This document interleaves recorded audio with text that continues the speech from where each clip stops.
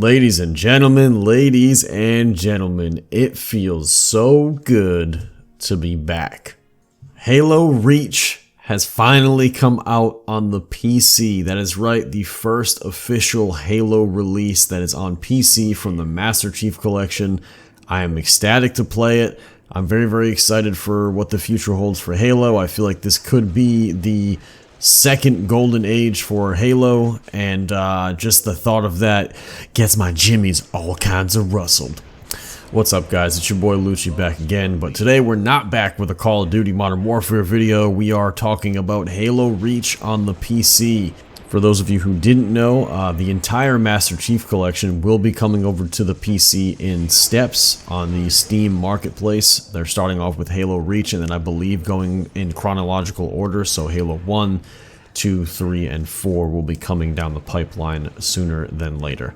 So today we got some Halo Reach gameplay in the background. This is one of my first games that I've played, and I just wanted to give you guys my overall opinions on it so far. A lot of you may not know this because most of you probably are here from either A, Creative Destruction, or Call of Duty, so many of you may not know that my roots in gaming pretty much stem from Halo when it comes to first-person shooters. Halo was one of the first-person shooters that I ever played and took seriously and got really good at back when Halo 1 was around. That's when I got into it, and then going into Halo 2, I really started to grind Halo and become a die-hard fan of the franchise. Over the years, I've played every Halo. Obviously, Halo Reach was a big game for me when it was live on Xbox 360. So to play this again, it feels pretty cool. It's hitting me in the nostalgia a little bit. But how does this game feel to play on PC? Well, good and bad. I'm going to be honest with you. Let me just start by saying Halo Reach on the PC plays very fluidly. There's no frame drops, there's no frame stutters. They uncapped the frame rate for PC, which originally wasn't the case, so I'm very happy about that. So that means all of us with 144 refresh rate monitors and above can benefit from the uncapped frames, which is, it needed to happen. Let's just say that. The game runs beautifully. We have an FOV slider. There are customizable controls for a lot of what's on the keyboard, so you have a good amount of freedom. I wish there was a little bit more customization as far as like keybinds and stuff like that, but for what we have right now, I'll take it. But in terms of how the game actually feels to play, I will say this. It's weird getting used to playing a Halo without having the aim assist that you would have on a controller. I'm noticing that a lot of my DMR fights are very squirrely, and I've had to dial my sensitivity way down to hit more consistent shots. Sniping, on the other hand, on PC is much easier than it is on controller, let's be honest, especially no-scoping, because you just have that much more fluid aim with your whole entire arm with a mouse than you do with just your thumb on a joystick. So sniping has become a lot more easy. It's still, you still have to aim your gun and shoot and actually hit your shot, but I feel like sniping comes more naturally on a mouse and keyboard, whereas the DMR fights and consistently hitting your shots without the aim assist has been posing the biggest problem for me thus far. With that being said, I'm seeing a lot of ex-pro and current pro Halo players taking to Twitter recently saying they tried the game on mouse and keyboard and then plugged in a controller, and the game almost felt like it went to easy mode because of how much aim assist there is on controller. I guess it just cannot be overstated enough. I haven't tried it for myself, so I'm not going to comment, but apparently a lot of people on Twitter have been saying the aim assist is so good that it's almost not worth using a mouse and keyboard to play Halo Reach right now until they tune the aim assist down and make it more of an even playing field for PC versus controller players. I've even seen one of the ex-Halo pros, Absolutely, shout out Absolutely at twitch.tv/absolutely, by the way. Dude's a beast at every FPS I see him play. I've seen Absolutely go as far as to tweet that he thinks he's found the secret.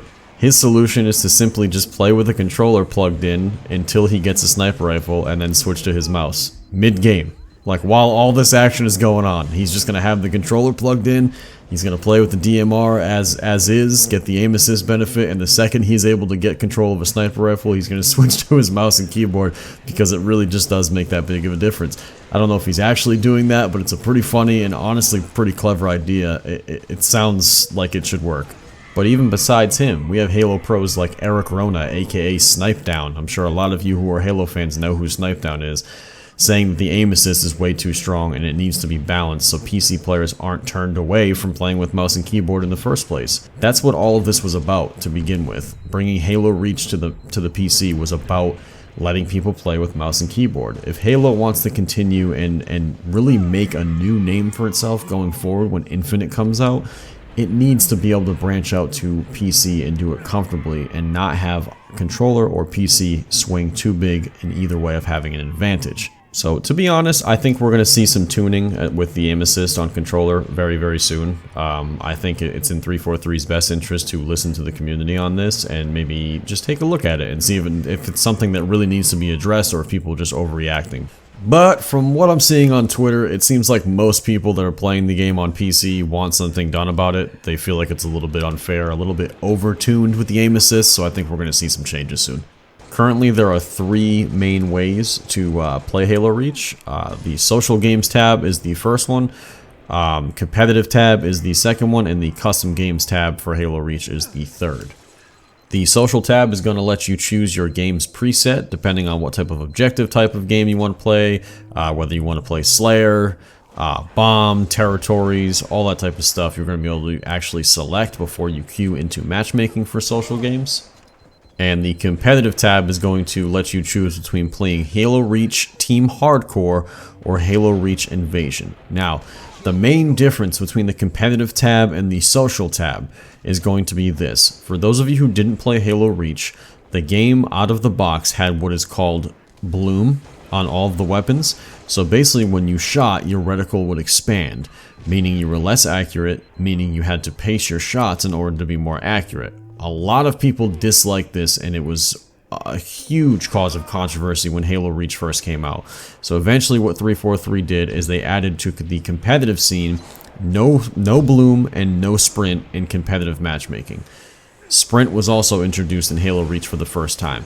Again, this was really not liked by the Halo community, especially the pro community. So, to appease them, but yet still make everybody else happy who did enjoy the new mechanics, they separated into 2 game modes. So you have your competitive mode, which has no bloom and no sprint. It's traditional, just no sprint, no bloom Halo. Your shots are going to pretty much go where you want them to go.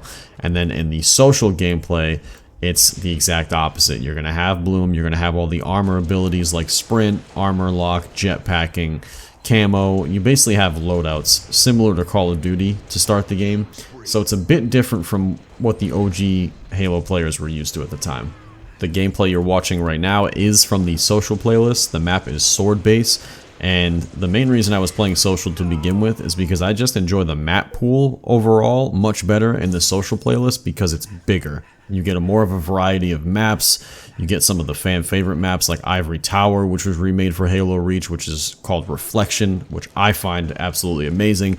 But you can't get that in the Team Hardcore playlist right now, so it's kind of like, if you want to play Team Hardcore to play no sprint, no bloom, it feels much better to play no sprint, no bloom Halo Reach, in my opinion.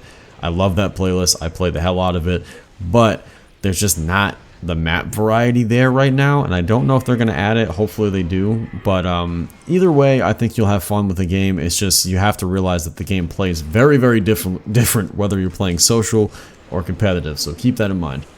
All in all, I'm very happy with how 343 brought this game to PC. I think it turned out really well, especially after their track record and the disaster that was the original Master Chief Collection launch. I was very nervous going into this. That's just something was going to mess up. It had to, because it always had before. But no, 343 released a solid game or a solid port to PC, and I'm happy with it, and I think you guys will be too. If this is any indication of how smooth Halo Infinite is going to run on PC next year, I think we're in for a real treat for Halo. I think Halo could be on the rise again, and we could be seeing the second golden age of Halo. So it's a very exciting time for us as fans, and it's a very exciting time to just watch the franchise. Halo Reach on PC, you get my recommendation. That's it for me today, guys. Hopefully I'll have some more Halo content and Call of Duty content coming for you soon. But until then, as always, peace. Killing spree. Game over. So by my spotlight.